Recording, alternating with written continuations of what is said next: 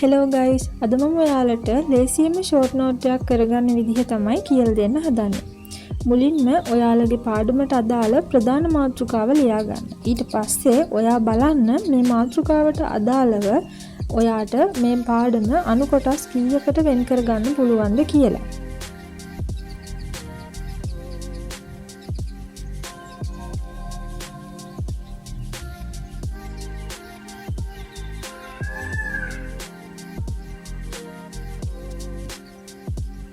අපි දැන් මේ මාතෘකා ටික වෙන් කරගත්තට පස්සේ ඔයා බලන්න ඔයාට එක්සෑම් එකට එනවා කියලා හිතන ඔයාට පාඩම් කරන්න ලේසියෙන්ම පුළුවන් ටිකක් ඔයා හදා ගන්න ඕනේ.